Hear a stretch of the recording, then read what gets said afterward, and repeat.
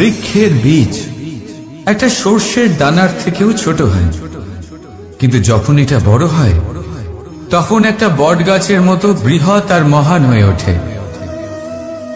গঙ্গা নদী এর প্রারম্ভ হয় একটা ছোট্ট আর সরু স্রোত দিয়ে, তারপর সেটা বড় ধারায় বদলে যায়, তারপর সেটা নদীতে বদলে যায়, আর তারপর মহানদীতে পরিবর্তিত হয়। আপনি কি বুঝতে পারছেন যা আমি আপনাকে বোঝানোর চেষ্টা করে চলেছি? আমি আপনাকে বোঝাতে চাইছি যে প্রারম্ভ করার জন্য মহান হওয়ার কোনো প্রয়োজন নেই, কিন্তু হ্যাঁ, মহান হওয়ার জন্য প্রারম্ভ করা অত্যন্ত প্রয়োজনীয়। তাই শুরু করুন। আপনার ক্ষুদ্র এই প্রারম্ভ আপনার জন্য বৃহৎ হয়ে উঠতে পারে। শুরু করেই দেখুন না, আপনার গন্তব্য আপনার জন্য অপেক্ষা করে আছে। রাধা রাধা। পুষ্প দেখতে পাচ্ছেন আপনি? কি সুন্দর এই পুষ্প। সবাই চায় এরকম কোনো এক পুষ্প সে নিজের করে নেবে, নিজের কাছে রাখবে। এবার ভাবুন, এই পুষ্প যে সম্মান পায় তা কিসের জন্য পায়? শুধু কি তাকে সুন্দর দেখতে বলে? আসুন আপনাকে একটা কথা বোঝাই। এই ফুল যখন গাছে থাকে তখন এই রূপ আমাদের আকর্ষণ করে। এই ফুল দিয়ে যদি আপনি মালা বানান, কোনো মূর্তিতে দেন, তাহলে তা সম্মানের নিদর্শন হয়। এবার এই ফুলই যদি আপনি বিছানাতে ছড়িয়ে দেন, তাহলে সেই দৃশ্য দেখে সেই সুবাসে আপনার মন পুলকিত হয়ে ওঠে। কিন্তু ভাবুন, এই পুষ্পই যদি আপনি চিতায় সাজান, তাহলে এই পুষ্পকে আর কেউ সম্মান করে না। একই রকম কথা, সেই একই পুষ্প এক পরিস্থিতিতে সম্মান পাচ্ছে, এক পরিস্থিতিতে নয়। কেন? কারণ এতেই লুকিয়ে রয়েছে একটা গুরুত্বপূর্ণ শিক্ষা। এর সারমর্ম হলো এটাই যে এই সম্মান ব্যক্তি বা বস্তুকে করা হয় না, সম্মান করা হয় সময় এবং পরিস্থিতিকে। এবার এই যে সময়, তা কখনোই আমাদের বশে থাকে না, আমাদের বশে থাকে পরিস্থিতি। আমাদের পরিস্থিতি কেমন হবে তার সিদ্ধান্ত স্বয়ং আমরাই নিই, আর যেরকম আমাদের পরিস্থিতি হবে সেরকমই আমাদের সম্মান করা হবে। তাহলে আসুন আমার সাথে ভালোবেসে বলুন, রাধা রাধা।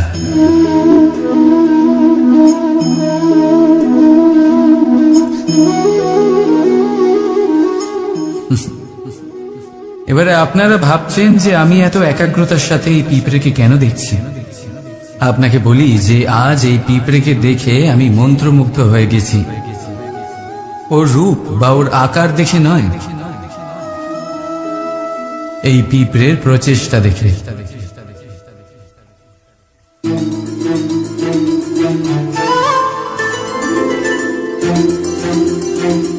আপনি জানেন, অজস্র পরিশ্রমের পরেই পিঁপড়ে তার নিজের একটা ছোট বাড়ি বানাতে পারে, যা অন্য প্রাণীদের জন্য অত্যন্ত সহজ ব্যাপার। তাই পিঁপড়ের জন্য তার জীবনের সবচেয়ে বড় ঘটনা, সবচেয়ে বড় সাফল্য তার। ভবিষ্যতে এই পিঁপড়ে থাকুক বা না থাকুক, তাদের বানানো বাড়ি বহু বছর অবধি টিকে থাকে। জীবনের সাফল্যের সাথেও ঠিক এমনটাই ঘটে। আপনি একদিনে সাফল্য লাভ করতে পারবেন না, কিন্তু যদি আপনি প্রতিদিন চেষ্টা করতে থাকেন, তবে একদিন আপনি অবশ্যই সাফল্য লাভ করবেন। মনে রাখবেন, ভাগ্যের দ্বার তাদের জন্য উন্মুক্ত হয় না যারা হার মেনে নেয়। ভাগ্য তার দ্বার তাদের জন্যই খোলে যারা বসে না থেকে প্রয়াস করে সেই দরজার কড়া নাড়াতে। তাই প্রয়াস করতে থাকুন।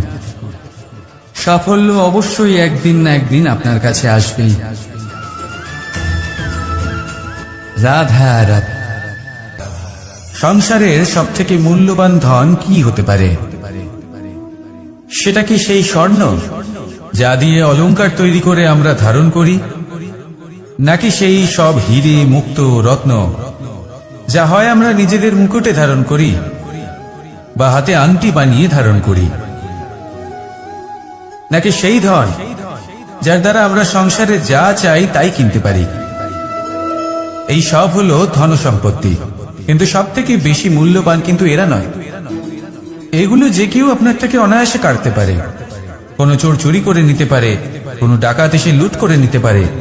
সংসারের সব থেকে মূল্যবান ধন হলো সেটাই যাকে আমরা জ্ঞান বলে থাকি, যা আপনার থেকে কেউ কেড়ে নিতে পারবে না। কোনো ডাকাত লুট করে নিতে পারবে না, কোনো চোর চুরি করতে পারবে না, কোনো রাজা কর রূপে আপনার থেকে কেড়ে নিতে পারবে না। এগুলো আপনার সাথেই থাকবে। কিন্তু একটা কাজ আছে যা আপনি করতে পারেন। এই জ্ঞানরূপী ধন আপনি ছড়িয়ে দিতে পারেন। এই জ্ঞানই হলো এমন একমাত্র ধন যা ভাগ করে নিলে আরো বেড়ে যায়। সেই জন্য জীবনে সব সময় মনে রাখবেন, জ্ঞান লাভ করার বিষয়ে বেশি একাগ্র হন, ধন লাভ করার দিকে নয়। আমাদের মন প্রসন্ন চিত্ত হয়ে বলবে, রাধা রাধা। স্বর্ণ, হীরে, মুক্ত, মানিক, এই সব কিছুকে আগে পাথর বলা হতো। তাহলে এমন কি হলো যে এদের রত্ন বলা হয়? আর রত্ন তা বাস্তবে আসলে কি? এটা হলো সেই পাথর যাকে আগে আগুনের তাপ সহ্য করতে হয়েছে, পরখ করা হয়েছে, যাচাই করা হয়েছে, এদের কাটার চেষ্টা করা হয়েছে, কিন্তু তারা কখনোই নষ্ট হয়নি, বরং তারা আরো উদ্ভাসিত হয়েছে, আরো উজ্জ্বল হয়েছে, এই সংসারে আরো প্রকাশ ছড়িয়ে দিয়েছে। সেই জন্য এরা হলো এত অমূল্য, সেই জন্য এরা হলো বহুমূল্য, সেই জন্য এদের রত্ন বলা হয়। এবার মানুষের কাছেও এই নির্বাচনের অধিকার রয়েছে যে আমরা শুধু পাথর হয়ে থাকব নাকি রত্ন হয়ে থাকব। কিভাবে? আমাদের জীবনেও অনেক সমস্যা রয়েছে, বাধা আছে, বিপত্তি আছে। আমরা সেই বাধার তাপে উত্তপ্ত হই, এই সমস্যা আমাদের কাটার চেষ্টা করে। অনেক মানুষ বিভিন্ন পরিস্থিতি আমাদের ভাঙার চেষ্টা করে, কিন্তু আমাদের নষ্ট হলে চলবে না। যেভাবে এই রত্ন সমস্যার সম্মুখীন হয়ে পাথর থেকে রত্ন হয়েছে, সেইভাবেই আমাদেরও আমাদের সমস্যার সম্মুখীন হয়ে রত্ন হয়ে উঠতে হবে, এই সংসারে প্রকাশের স্রোত হয়ে উঠতে হবে। তাহলে এটাই করুন আর আমার সাথে ভালোবেসে বলুন, রাধা রাধা। এবার অনেক সময় মানুষের মনে এরকম প্রশ্ন আসে যে এই সংসারে সব থেকে বড় বিপদ কি? কেউ বলে ধর্ম সংকট, আবার কেউ বলে প্রাণের উপর আসা সংকট। প্রত্যেক মানুষের জীবনে বিভিন্ন সংকট আসে, আর এই সমস্ত সংকট অত্যন্ত বিচিত্র হতে পারে। এই সমস্ত সংসার হলো সংকট দ্বারা পরিপূর্ণ। ঠিক আছে, আপনাকে একটা উদাহরণ দিই। একজন ধনী ব্যক্তি, এবার ওনার জীবনে সংকট কি হতে পারে? সংকট এটাই যে কেউ তার সম্পত্তি চুরি না করে নেয়, আমরা বুঝতে পারছি। এবার একজন চোর, তার জীবনে সংকট কি হতে পারে? যে চুরি করার সময় সে যদি তার একটা কাশি চাপতে না পারে, তাহলে সে ধরা পড়ে যেতে পারে, ঠিক কিনা? আবার অনেক সময় এমনও হয় যে যার জন্য আমি সংকট, সেও আমার কাছে সংকট। যেমন এই পরিস্থিতিতে দেখুন, সংকট হলো সংকট, এ তো জীবনে থাকবে, কিন্তু এর সম্মুখীন কিভাবে হওয়া যায়? খুব সরল, সব এটার উপর নির্ভর করে, মনের উপর। এই মনকে নিয়ন্ত্রণ করলে সব ঠিক থাকবে। এবার যদি ধনী ব্যক্তি মনকে নিয়ন্ত্রণ করে ফেলেন, নিজের অর্থের ব্যবহার শুভ কাজের জন্য, সমাজের সেবার জন্য বিকাশ করতে করেন, ওই অর্থকে একত্রিত করে না রাখেন, তাহলে চুরির সমস্যা, এই সংকট সেখানেই কেটে যাবে। এবার যদি কথা বলি সেই চোরের, তাহলে চোর যদি নিজের মনকে সংযত করে নেয়, যদি নিজের কর্মকে নিয়ন্ত্রণ করতে পারে, তাহলে এমন কোনো স্বর নেই, এমন কোনো স্বর নেই যা ওকে ধরা পড়তে বাধ্য করবে। সেই জন্য জীবনে সংকট যতই আসুক, যত বড়ই সংকট আসুক না কেন, কবচ হলো একটাই, আর এই কবচের নাম হলো আত্মনিয়ন্ত্রণ। নিজের মনকে নিয়ন্ত্রণে রাখতে শিখুন। এটা নিজের জীবনে প্রয়োগ করে তো দেখুন। যদি আপনি করতে পারেন, তবে আপনি দেখবেন যে সংকট তো জীবনে আসা যাওয়া করে, কিন্তু সেই সংকটগুলির সম্মুখীন আপনি এইভাবে করতে পারবেন। তাহলে সেটাই করুন আর আমার সাথে ভালোবেসে বলুন, রাধা রাধা। জীবনে যখনই আমাদের সামনে কোনো সংকট আসে, তখন আমাদের সামনে দুটো পথ খোলা থাকে।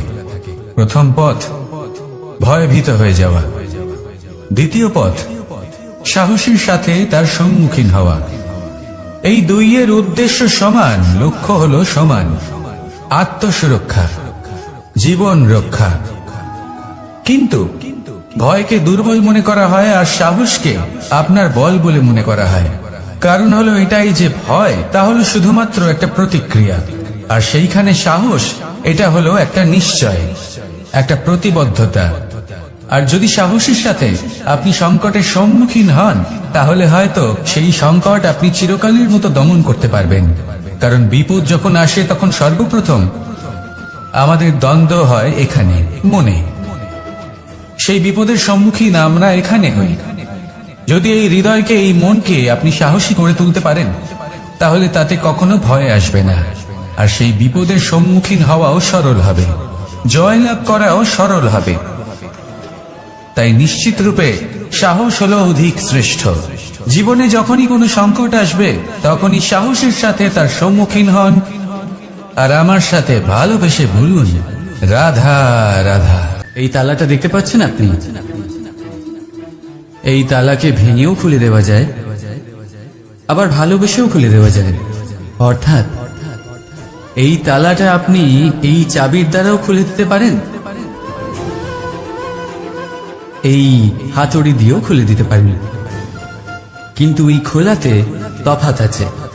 যদি তালা খোলার জন্য আপনি সেটা ভেঙে ফেলেন, তাহলে তা পরের বার আর কাজে লাগবে না। কিন্তু যদি এটা আপনি চাবির দ্বারা খোলেন, তাহলে তা চিরকাল কাজে লাগবে। আমাদের জীবনে সম্পর্কগুলো কিছুটা এরকমই হয়। আমাদের জীবনের আনন্দরূপী ধন রক্ষা করে এই সম্পর্ক, কিন্তু ভালোবেসে। যদি ক্রোধের দ্বারা এই সম্পর্ক রক্ষা করা হয়, তাহলে পরে তা কোনো কাজে আসে না। তাই সম্পর্ক সবসময় প্রেমের চাবি দিয়ে খুলুন, কারণ প্রতিবার নতুন তালা আপনি ব্যবহার করতেই পারেন, নতুন সম্পর্ক গড়তে পারবেন। রাধা রাধা। জি, আমাদের মা বাবা আমাদের পালন করেন, তারপর তাদের অর্থ দিয়ে আমাদের বাল্যকাল কাটে। আমরা আরো বড় হই, বিবাহ বন্ধনে আবদ্ধ হই, আমাদেরও সন্তান হয়। আমরা তাদের পালন করি, তারপর আমরা বৃদ্ধ হই, আর একদিন এই সংসার ছেড়ে আমরা সকলে চলে যাই। এটাই কি জীবন? আপনার মনে এই প্রশ্ন হয়তো অনেকবার জেগেছে, তাই না? এবার একটু জলের যাত্রাপথ লক্ষ্য করুন।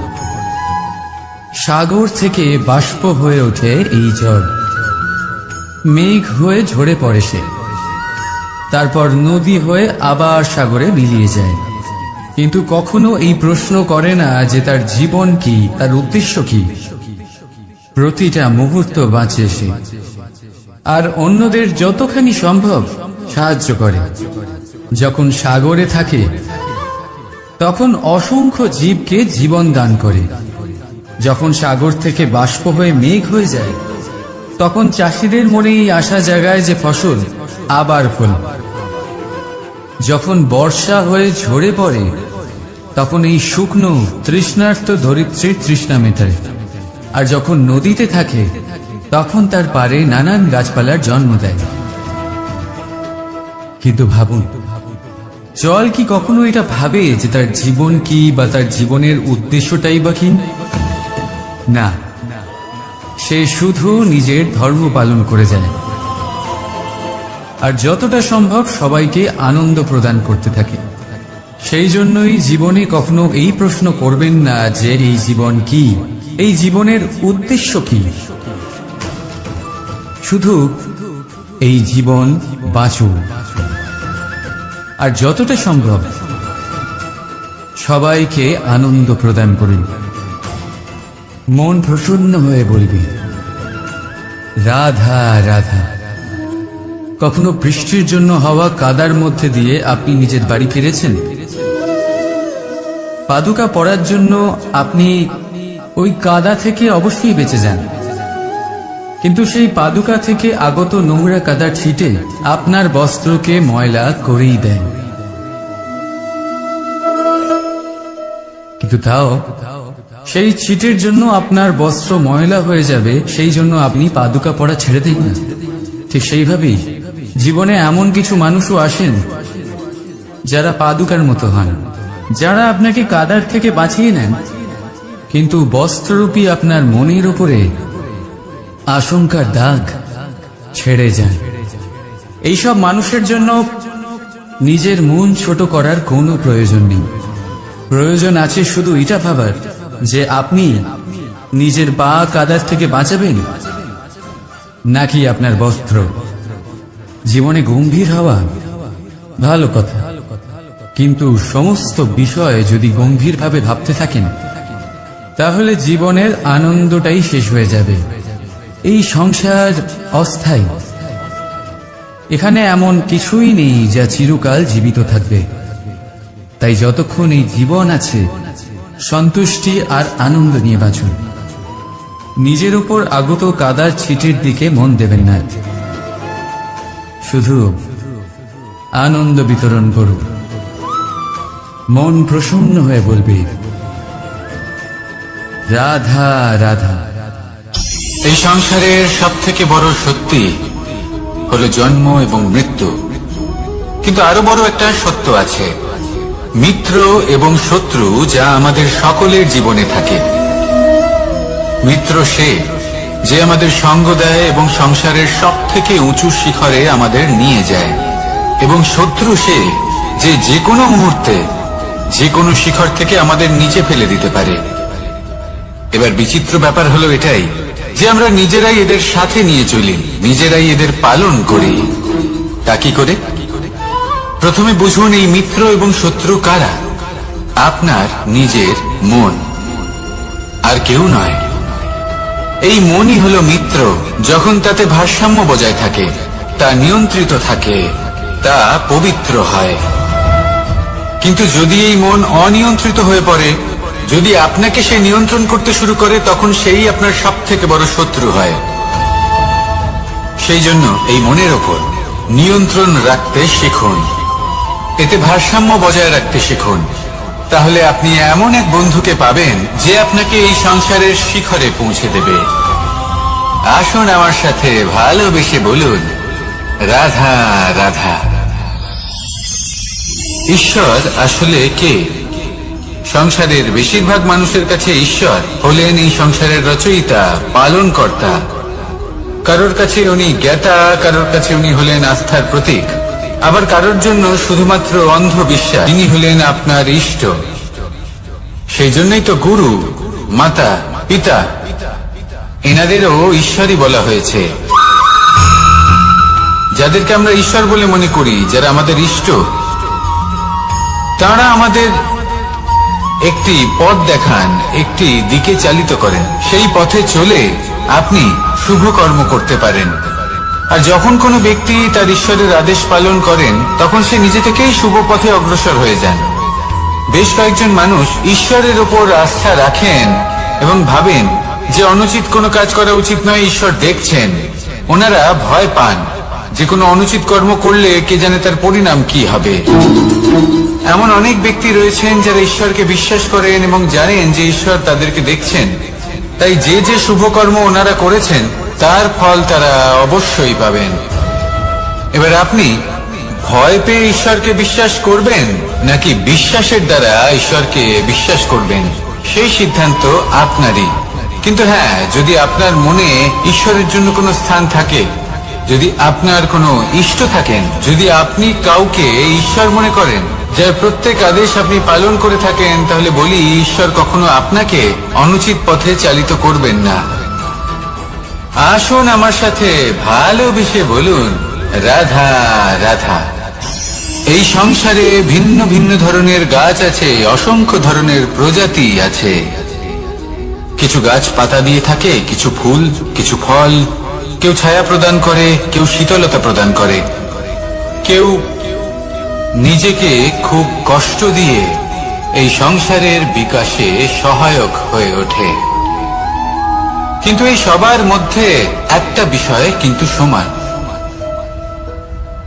এরা প্রত্যেকেই পাতা ছাড়া, ফুল ছাড়া, ফল ছাড়া জীবিত থাকতেই পারে, কিন্তু কোনো বৃক্ষই শিকড় ছাড়া বেঁচে থাকতেই পারে না। এটাই হলো রাধার।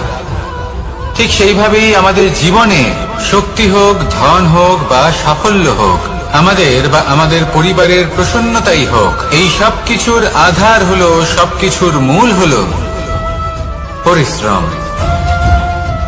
তাই জীবনে চিরকাল পরিশ্রম করতে থাকুন। যদি আপনি জীবনে কর্ম এবং ফল, মানুষের স্বভাব হলো এটাই যে তিনি নিজের প্রত্যেক পরিশ্রমের প্রতিফল প্রার্থনা করেন। বেশিরভাগ সময় এই ফলাফলের চিন্তা করতে করতে, কল্পনা করতে করতে উনি কর্ম করতে থাকেন, যে আমি এই কাজটা করলে এই ফল পাবো। সেই সব কল্পনা করতে থাকেন যা না তার হাতে আছে, না আছে অধিকার, আর না আছে নিয়ন্ত্রণ। উনি শুধু নিজের কর্ম করতে পারেন। উনি কি ফল পাবেন তা তার হাতে কখনোই নেই। তাই আপনিও শুধুমাত্র কর্ম করতে থাকুন, ফলের চিন্তা করবেন না। মনে রাখবেন, শিকড় এবং শাখা যেভাবে একে অপরের সাথে জড়িয়ে, সেইভাবেই একে অপরের সাথে জড়িয়ে কর্ম এবং ফল। যেরকম কর্ম আপনি করবেন, সেরকম ফল আপনি অবশ্যই পাবেন।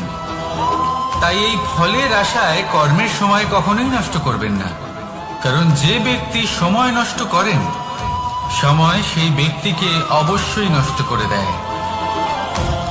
কর্ম করুন নিঃস্বার্থভাবে, ফলের চিন্তা করবেন না, আর আমার সাথে ভালোবেসে বলুন রাধা রাধা। কর্ম এবং ফল, দেখতে গেলে এই সমস্ত ব্রহ্মাণ্ড এই দুইয়ের মাঝেই স্থির হয়ে আছে।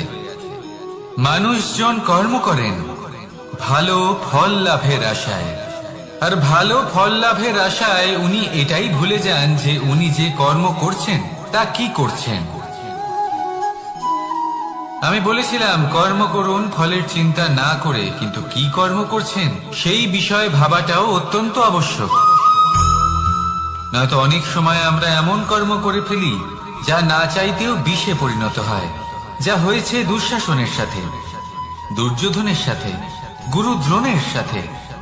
একজনের মানসিকতা উচিত ছিল না, একজনের বিবেক উচিত ছিল না, আরেকজন যে পক্ষ নির্বাচন করেছিলেন সেই পক্ষ উচিত ছিল না। আর যা কিছু ওনাদের সাথে হলো, আপনার, আমার, আমাদের সকলের সাথে তা হতে পারে। আমি বলেছিলাম কর্ম করুন, ফলের চিন্তা করবেন না, কিন্তু এই কর্মের বিষয়ে বিচার করে দেখাটাও ততটাই আবশ্যক। দেখুন, কর্ম করার উচিত প্রক্রিয়া ফলের চিন্তা না করা, কিন্তু যদি আপনার কর্ম শুভ হয় তাহলে তার ফলও নিয়তি আপনাকেই দেবে। সর্বদা কর্ম করার সময় এটা ভাবুন যে আপনার এই কর্ম এই সংসারকে, এই সমাজকে, আপনার পরিবারকে, আপনার আশেপাশের মানুষজনকে কোন দিশায় নিয়ে যাবে। যদি এটা সবার জন্য মঙ্গলময় হয় তাহলে কর্ম করতে থাকুন। আর হ্যাঁ, নিশ্চিত রূপে ফলের চিন্তা করবেন না। আসুন আমার সাথে ভালোবেসে বলুন রাধা রাধা। বটবৃক্ষের বীজ সর্ষের দানার থেকেও ছোট হয়, কিন্তু যখন তা নিজের রূপ ধারণ করে তখন তা বিশাল বৃক্ষের আকার ধারণ করে, যা সহস্র বছর ধরে বেঁচে থাকে, ছায়া প্রদান করে, পাখিদের আশ্রয় প্রদান করে, আর দেয় পথচারীদের বিশ্রাম করার স্থান। কেন? কারণ সেই ছোট বীজ তা মাটির ভেতরে গিয়ে নিজের খোলস ত্যাগ করে।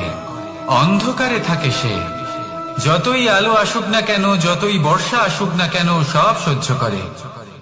আর তারপরে একটা চারা গাছ অঙ্কুরিত হয়, তারপর ধীর গতিতে একটা বিশাল বৃক্ষতে পরিণত হয়। দেখুন, জীবনে কঠিন সময় আসে, এই জন্য নয় যে আপনি হার মেনে নেবেন, এই জন্য আসে যাতে আপনি ভবিষ্যৎ নির্মাণের জন্য নিজেকে তৈরি করতে পারেন।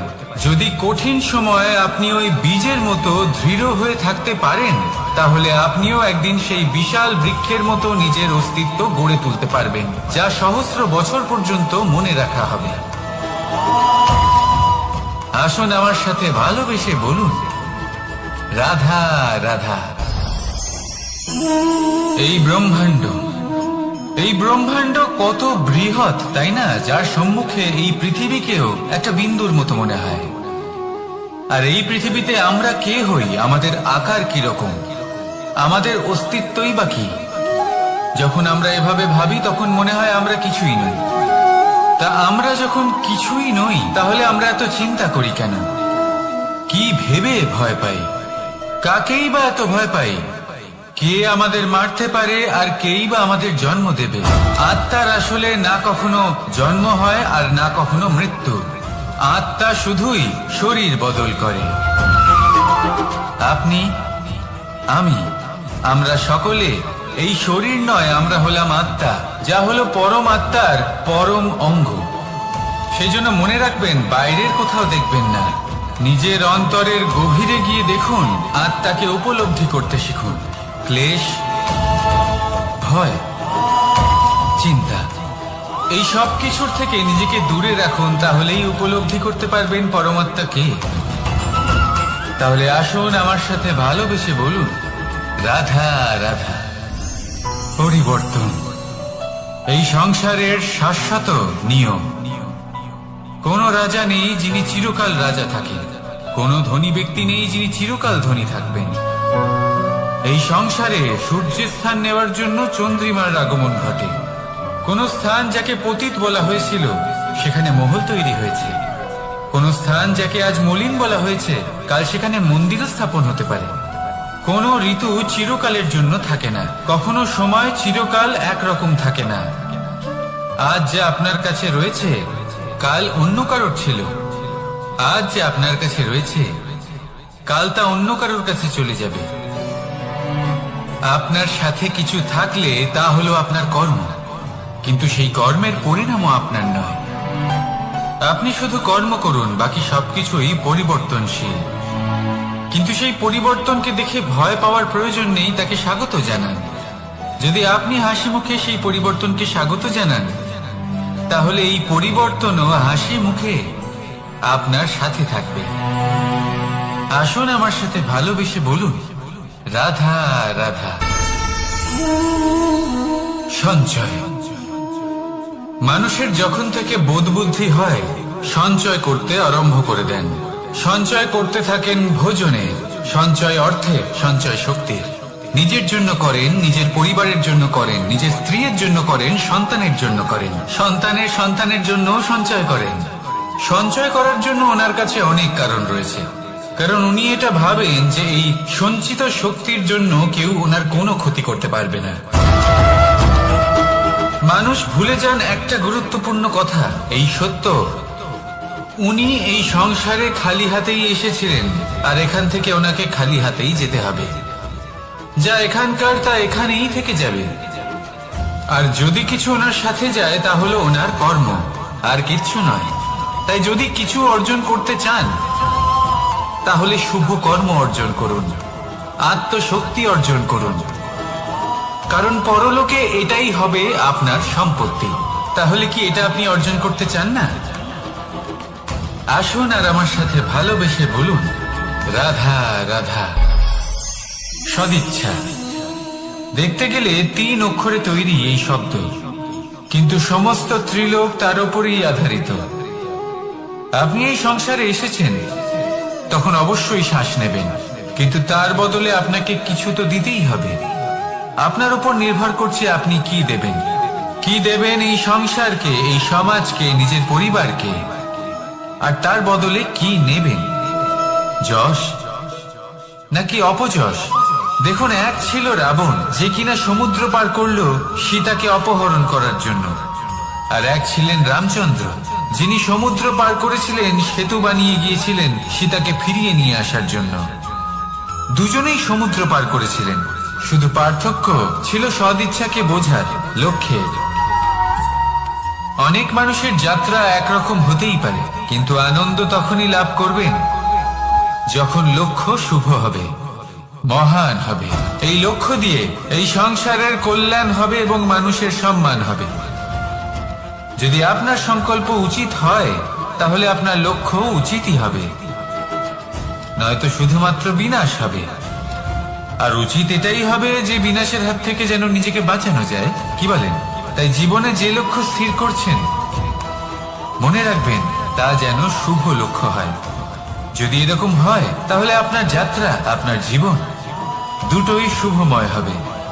আসুন আর আমার সাথে ভালোবেসে বলুন, রাধা রাধা। সুরক্ষা।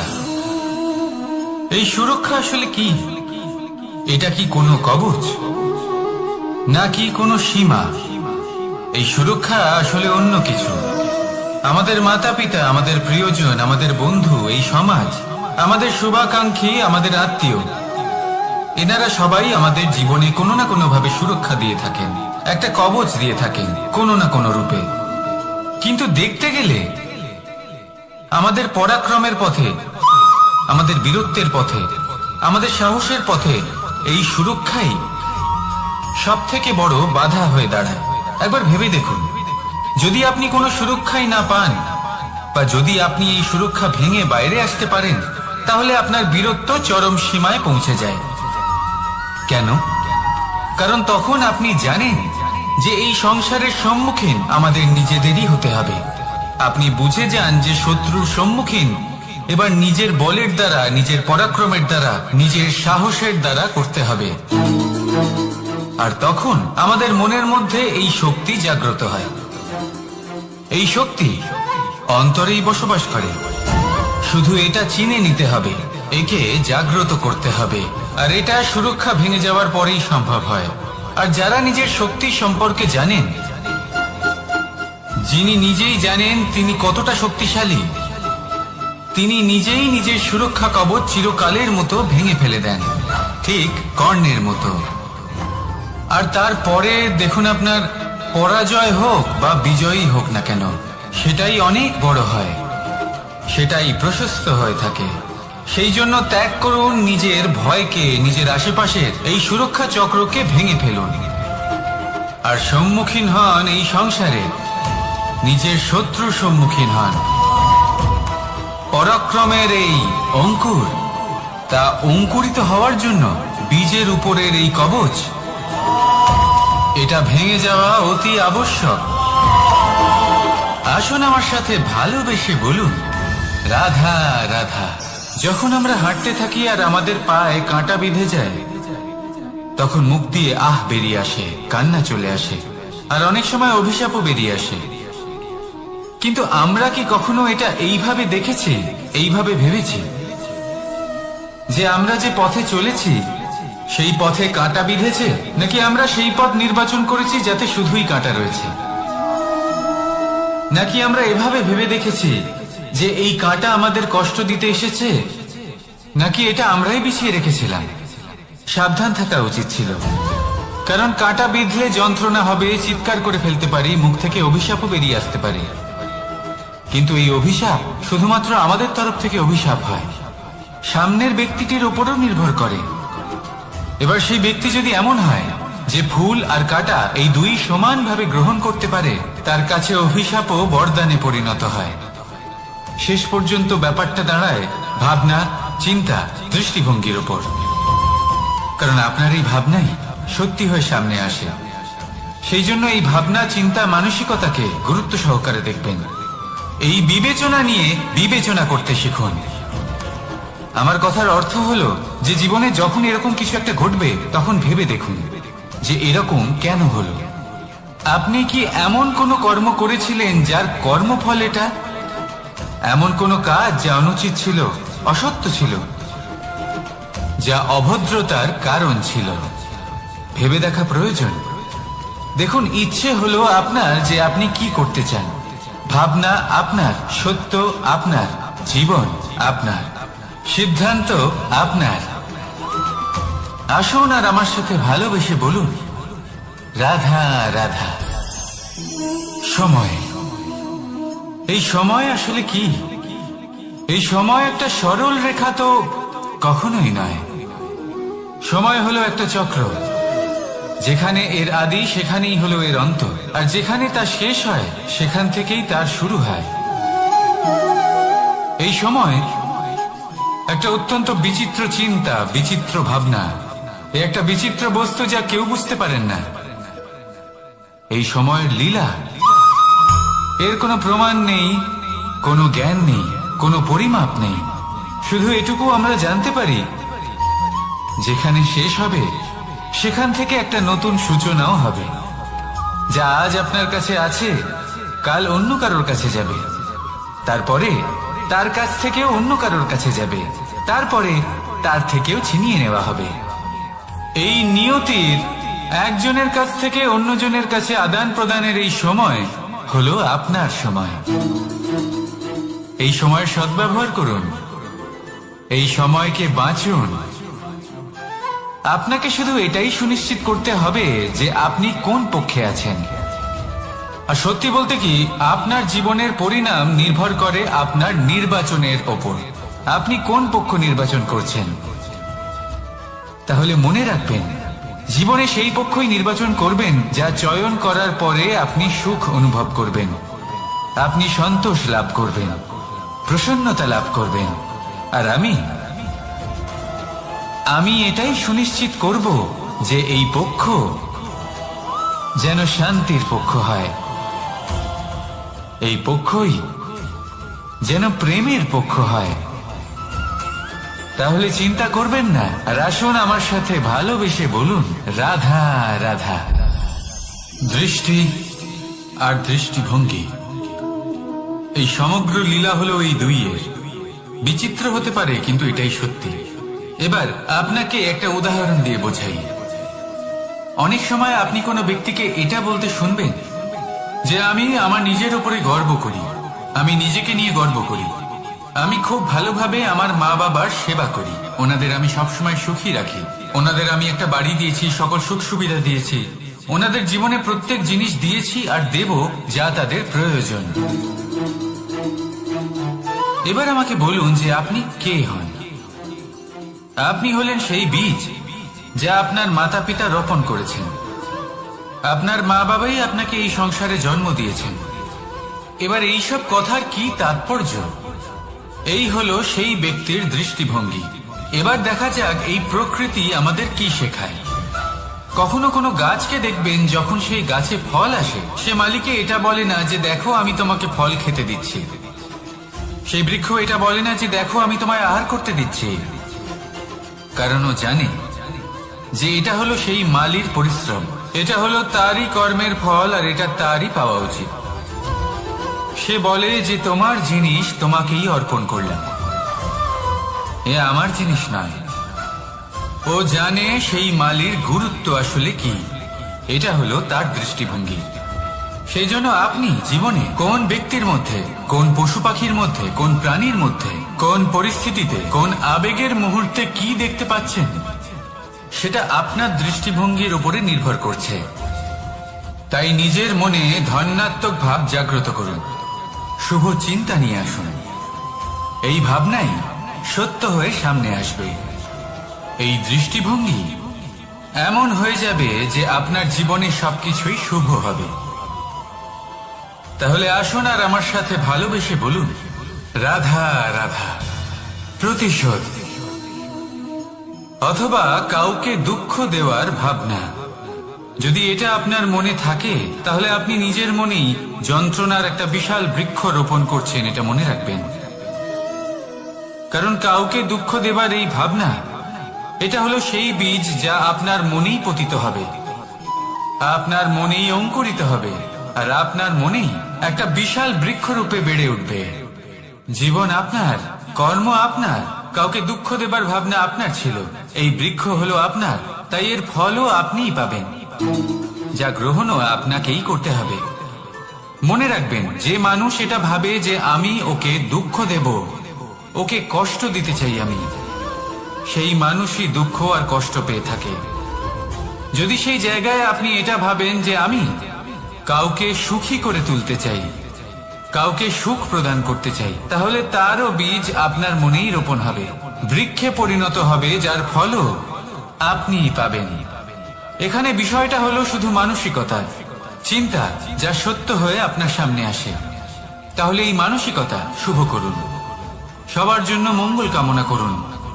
অন্যের মনে আপনার জন্য ভালো চিন্তা থাকুক বা না থাকুক, আপনি সবার জন্য শুভ চিন্তা করে কর্ম করতে থাকুন, তাহলে আপনার সাথেও ভালোই হবে। তাহলে আসুন আর আমার সাথে ভালোবেসে বলুন, রাধা রাধা।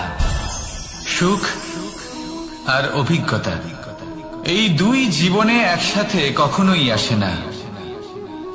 মনে রাখবেন, যেখানে সুখ থাকে সেখানে অভিজ্ঞতা থাকে না। আর যখন এই সুখ আমাদের জীবন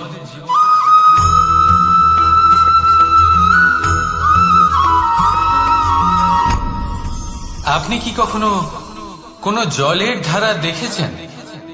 তার সামনে যতই মাটি থাকুক না কেন, যতই কাদা থাকুক না কেন, যখন এই জলের ধারা বইতে আরম্ভ করে দেয়, তাহলে নিজের মনে, নিজের ভাবনার, নিজের জীবনের যত অনাবশ্যক তত্ত্ব আছে, অনুপযোগী অংশ রয়েছে, অর্থাৎ অপরিষ্কার অংশ রয়েছে, তা নিজে থেকেই নির্মল হয়ে উঠবে। আর যেরকম জলের ধারা কখনো থেমে থাকে না, সব সময় বয়ে চলে, সেইভাবে আপনিও কখনোই থামবেন না। সবসময় বয়ে চলুন, এগোতে থাকুন। পথে যদি অনেক বিপদ আসে, সমস্যা আসে, থামবেন না, তার উপর নিরন্তর প্রহার করুন, নিরন্তর প্রয়াস করুন আর অগ্রসর হন। আপনি ভেবে দেখুন, এই জলের ধারা কখনো থেমে থাকে না, সবসময় বয়ে চলে, বিপদের সম্মুখীন হয়ে তাকে সাথে বয়ে নিয়ে চলে। সেই জন্য জলের ধারা, প্রবাহমান এই ধারা, এর থেকে কখনো দুর্গন্ধ আসে না, এতে কখনো ময়লা জমতে পারে না, বরং পালিত হয় সুন্দর প্রাণবন্ত জীবজন্তু, যেমন সুন্দর ছোট মাছ। তাই আপনিও এটাই করুন, কখনো থামবেন না, শুধু চলতে থাকুন, জলের ধারার মতো বইতে থাকুন। আপনি আপনার লক্ষ্য অবশ্যই খুঁজে পাবেন, আর তার সাথে নিজের অন্তরের যে মালিন্য রয়েছে তা আপনি নিজেই নিজের থেকে দূরে করে দেবেন। তাহলে আসুন আর আমার সাথে ভালোবেসে বলুন, রাধা রাধা।